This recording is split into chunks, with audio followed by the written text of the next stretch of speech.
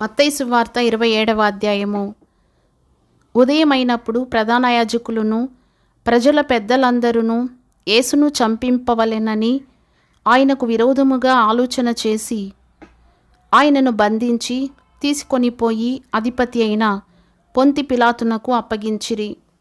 అప్పుడు ఆయనను అప్పగించిన యూదా ఆయనకు శిక్ష విధింపబడగా చూచి పశ్చాత్తాపపడి ఆ 30 వెండి నాణెములు ప్రధాన యాజకుల యొద్దకును పెద్దల యొద్దకును మరలా తెచ్చి, నేను నిరపరాధ రక్తమును అప్పగించి పాపము చేసి తినని చెప్పెను. వారు దానితో మాకేమి, నీవే చూచుకొనుమని చెప్పగా అతడు ఆ వెండి నాణెములు దేవాలయములో పారవేసి పోయి ఉరిపెట్టుకొనెను. ప్రధాన యాజకులు ఆ వెండి నాణెములు తీసుకొని, ఇవి రక్తక్రయధనము గనుక వీటిని కానుక పెట్టెలో వేయ తగదని చెప్పుకొనిరి. కాబట్టి వారు ఆలోచన చేసి వాటినిచ్చి పరదేశులను పాతిపెట్టుటకు కుమ్మరి వాని పొలము కొనిరి. అందువలన నేటి వరకు ఆ పొలము రక్తపు పొలమనబడుచున్నది. అప్పుడు విలువ కట్టబడిన వాని, అనగా ఇశ్రాయేలీయులలో కొందరు విలువ కట్టిన వాని క్రయధనమైన 30 వెండి నాణెములు తీసుకొని, ప్రభువు నాకు నియమించిన ప్రకారము వాటిని కుమ్మరివాని పొలమునకిచ్చిరి అని ప్రవక్త అయిన ఇర్మియా ద్వారా చెప్పబడిన మాట నెరవేరెను. యేసు అధిపతి ఎదుట నిలిచెను.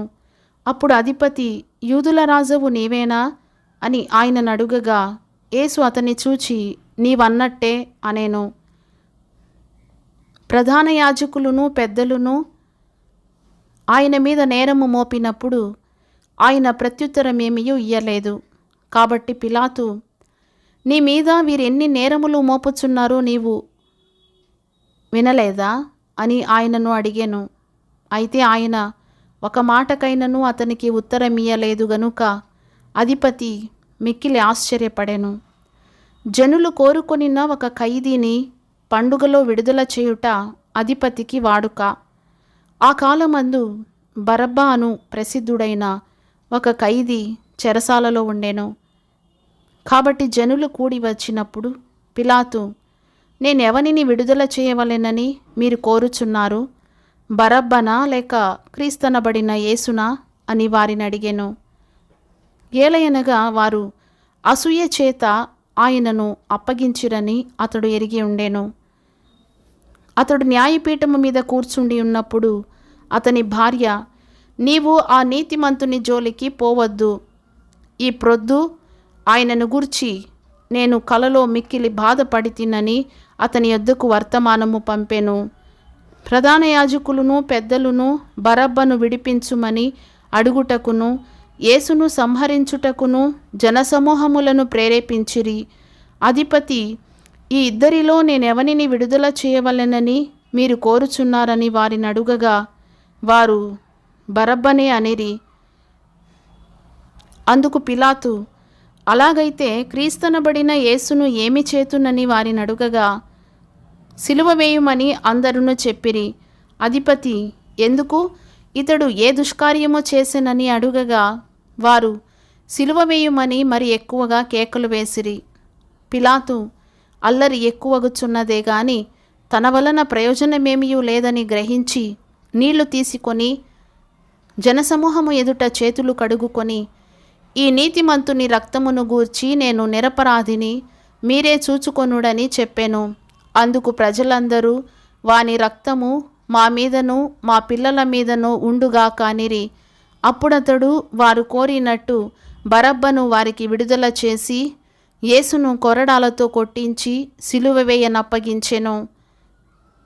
అప్పుడు అధిపతి యొక్క సైనికులు యేసును అధికార మందిరములోనికి తీసుకొని పోయి ఆయన యొద్ద సైనికులనందరినీ సమకూర్చిరి. వారు ఆయన వస్త్రములు తీసివేసి ఆయనకు ఎర్రని అంగి తొడిగించి ముండ్ల కిరీటమును అల్లి ఆయన తలకు పెట్టి ఒక రెల్లు ఆయన కుడి చేతిలో నుంచి ఆయన ఎదుట మోకాళ్ళుని,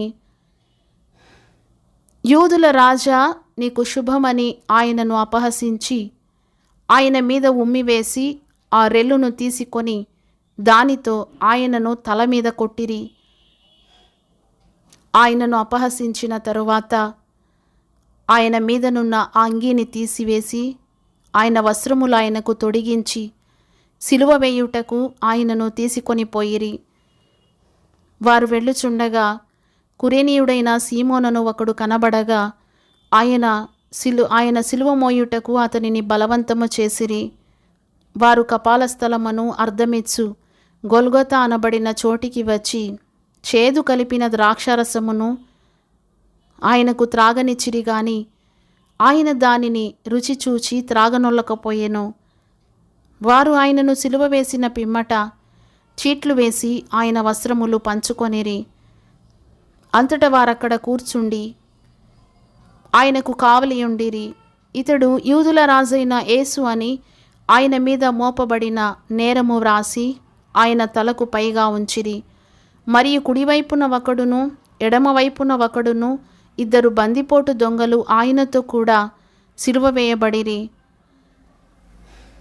ఆ మార్గమున వెళ్ళుచుండిన వారు తలలూచుచు, దేవాలయమును పడగొట్టి 3 దినములలో కట్టువాడా, నిన్ను నీవే రక్షించుకొనుము.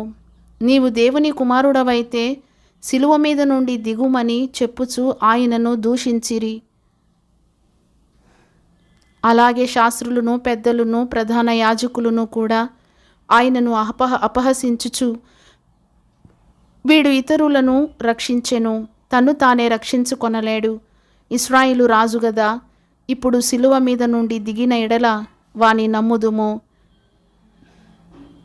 వాడు దేవుని యందు విశ్వాసముంచెను, నేను దేవుని కుమారుడనని చెప్పెను గనుక ఆయనకిష్టుడైతే ఆయన ఇప్పుడు వానిని తప్పించునని చెప్పిరి. ఆయనతో కూడా సిలువ వేయబడిన బందిపోటు దొంగలను అలాగే ఆయనను నిందించిరి. మధ్యాహ్నము మొదలుకొని 3 గంటల వరకు ఆ దేశమంతటను చీకటి కమ్మెను. ఇంచుమించు 3 గంటలప్పుడు యేసు, ఏలీ ఏలీ లామా సబక్తాని అని బిగ్గరగా కేక వేసెను. ఆ మాటకు, నా దేవా నా దేవా నన్నెందుకు చెయ్యి విడిచితివని అర్థము. అక్కడ నిలిచి ఉన్న వారిలో కొందరు ఆ మాట విని, ఇతడు ఏలియాను పిలుచుచున్నాడనిరి. వెంటనే వారిలో ఒకడు పరిగెత్తుకొని పోయి స్పంజి తీసుకొని చిరకాలో ముంచి రెల్లున తగిలించి ఆయనకు త్రాగనిచ్చెను. తక్కిన వారు ఊరకుండుడి, ఏలియా అతని రక్షింపవచ్చునేమో చూతమనిరి. యేసు మరలా బిగ్గరగా కేకవేసి ప్రాణము విడిచెను. అప్పుడు దేవాలయపు తెర పైనుండి క్రింది వరకు 2గా చినిగెను. భూమి వణకెను, బండలు బద్దలాయెను, సమాధులు తెరవబడెను. నిద్రించిన అనేక మంది పరిశుద్ధుల శరీరములు లేచెను. వారు సమాధులలో నుండి బయటికి వచ్చి ఆయన లేచిన తరువాత పరిశుద్ధ పట్టణములో ప్రవేశించి అనేకులకు అగపడిరి. శతాధిపతియు అతనితో కూడా యేసునకు కావలి ఉన్నవారును భూకంపమును జరిగిన కార్యములన్నిటినీ చూచి మిక్కిలి భయపడి నిజముగా ఈయన దేవుని కుమారుడని చెప్పుకొనిరి. యేసునకు ఉపచారము చేయుచు గలిలయ నుండి ఆయనను వెంబడించిన అనేక మంది స్త్రీలు అక్కడ దూరము నుండి చూచుచుండిరి. వారిలో మగ్దలేనే మరియయు, యాకోబు యోసే అనువారి తల్లి అయిన మరియయు, జెబెదయి కుమారుల తల్లియు ఉండిరి. యేసు శిష్యుడుగానున్న అరిమతియ యోసేపు అను ఒక ధనవంతుడు సాయంకాలమైనప్పుడు వచ్చి పిలాతునొద్దకు వెళ్ళి యేసు దేహమును తనకిమ్మని అడుగగా పిలాతు దానిని అతనికి అప్పగింపనాజ్ఞాపించెను. యోసేపు ఆ దేహమును తీసుకొని శుభ్రమైన నారబట్టతో చుట్టి తాను రాతిలో తొలిపించుకొనిన క్రొత్త సమాధిలో దానిని ఉంచి సమాధి ద్వారమునకు పెద్దరాయి పొర్లించి వెళ్ళిపోయెను. మగ్దలేనే మరియయు వేరొక మరియయు అక్కడనే సమాధికి ఎదురుగా కూర్చుండి ఉండిరి. మరునాడు అనగా సిద్ధపరచు దినమునకు మరుసటి దినమున ప్రధాన యాజకులను పరిసయ్యులను పిలాతునొద్దకు కూడి వచ్చి, అయ్యా, ఆ వంచకుడు సజీవుడై ఉండినప్పుడు 3 దినములైన తరువాత నేను లేచెదనని చెప్పినది మాకు జ్ఞాపకమున్నది. కాబట్టి 3వ దినము వరకు సమాధిని భద్రము చేయనాజ్ఞాపించుము. వాని శిష్యులు వచ్చి వానిని ఎత్తుకొని పోయి ఆయన మృతులలో నుండి లేచెనని ప్రజలతో చెప్పుదురేమో. అప్పుడు మొదటి వంచన కంటే కడపటి వంచన మరి చెడ్డదై ఉండునని చెప్పిరి. అందుకు పిలాతు, కావలివారున్నారు గదా, మీరు వెళ్ళి మీ చేతనైనంత మట్టుకు సమాధిని భద్రము చేయుడని వారితో చెప్పెను. వారు వెళ్ళి కావలి వారిని కూడా ఉంచుకొని రాతికి ముద్ర వేసి సమాధిని భద్రము చేసిరి.